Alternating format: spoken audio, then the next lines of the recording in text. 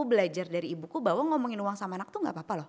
Banyak kalau yang nggak mau kayak udah anak kecil pokoknya tahu sekolah aja, uang tuh urusan orang tua, iya kan? Kalau aku enggak, jadi selain juga nggak bilang sesuatu yang negatif tentang uang kayak nggak ada uang, tapi juga aku bilang aku kerja soalnya aku perlu uang. Nanti kita waktu anak aku umur 3 tahun ya kan tantrumnya tuh dia nggak bolehin aku kerja, nggak bener-bener yang kayak kenapa harus kerja gitu kan? Semua anak umur 3 tahun kayaknya gitulah.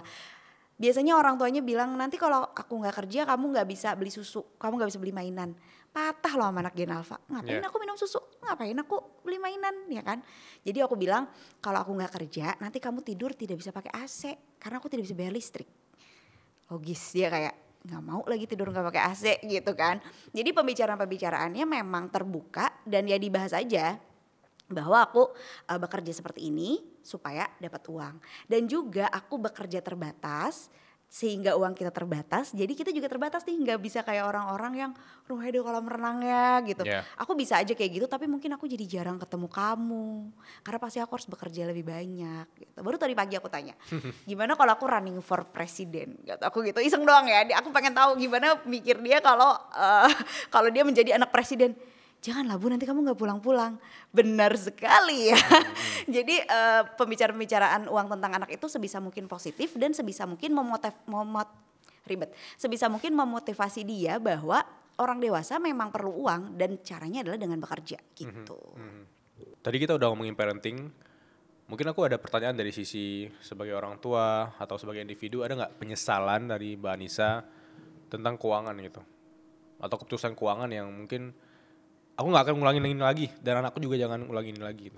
Apa ya kalau penyesalan keputusan keuangan, aku pernah nyobain ini nih gara-gara ada advice yang bilang kalau udah punya uangnya mendingan uangnya diinvestasiin, habis itu beli barangnya dicicil aja.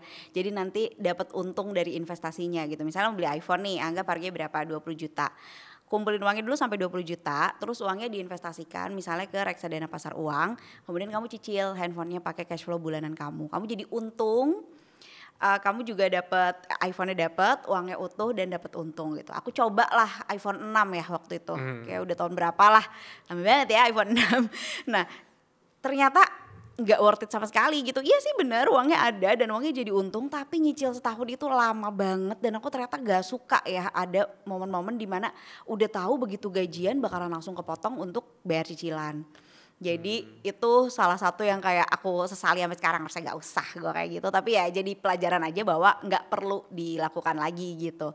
Sama kalau jadi orang tua sih gak ada sebenarnya penyesalan. Justru anak itu jadi motivasi terbesar aku untuk kerja lebih keras.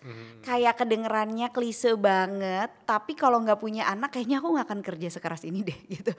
Ternyata aku pengen ya anakku sekolah di tempat yang menghargai dia sebagai anak, menghargai dia sebagai individu, anak yang nggak disetrap gitu kan, anak yang nggak dapet hukuman apa-apa. Ternyata aku pengen ya dia ada di lingkungan yang bagus, di lingkungan yang dimana orang tuanya itu belajar parenting juga gitu, dan itu mahal dan itu pasti jadi motivasi kami untuk kerja lebih lagi. Dan ternyata sekolah anak ya, ngomongin sekolah anak, karena orang-orang banyak yang bilang tuh sekolah anak kalau disekolahin di sekolah yang tertentu nanti dia nggak belajar empati, nanti dia nggak belajar ini itu. Nggak juga loh gitu, belajar empati nggak mesti dari sekolah. Dan ternyata kita sebagai orang tuanya juga bertumbuh. Kenapa? Karena kita naik level. Kalau kita ada kayak ini loh, kayak omongan yang bilang kalau kamu orang terpinter di satu ruangan maka kamu nggak akan grow lagi. Kamu harus ada di ruangan yang dimana kamu bukan yang paling pinter, jadi kamu bisa belajar yang lebih pinter gitu kan. Sekolahan juga sama. Ternyata ketika kamu ada di satu sekolah tertentu dimana orang-orangnya kayak wow, mereka kerjanya apa ya, kok bisa sekaya ini, wah mereka usahanya banyak banget, cabangnya di mana-mana gitu. Itu bikin aku dan suamiku tuh beneran kayak kerja lebih keras. Kayak aku mau juga deh kayak dia, dan itu jadi banyak contoh-contoh yang kayak kita jadi entrepreneur jangan kayak dia nih. Kita harusnya yang kayak gini nih, yang bisa liburan tiap 3 bulan nih gitu. Jadi banyak contoh-contoh role model yang bisa bikin kita jadi lebih semangat lagi gitu untuk kerja. Jadi kalau aku sih kasih yang terbaik buat anak, jadinya bikin juga kita ada di lingkungan yang lebih baik, bikin kita grow juga sebagai orang tua. Aku baru dengar ya, karena aku selama ini cuma mikir bahwa kita kan pengen yang terbaik untuk anak, ya udah anak sekolah di lingkungan yang terbaik.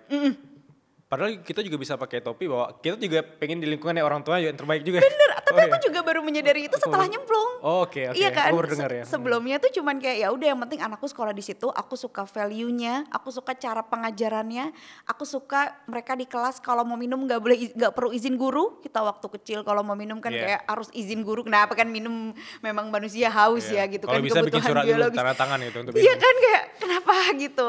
Jadi aku memang suka sekolahnya tapi ketika beneran nyemplung, oh kita sebagai orang tua juga ternyata jadi ada di lingkungan yang berbeda ya gitu. Ternyata orang lain tuh inspiring banget ya.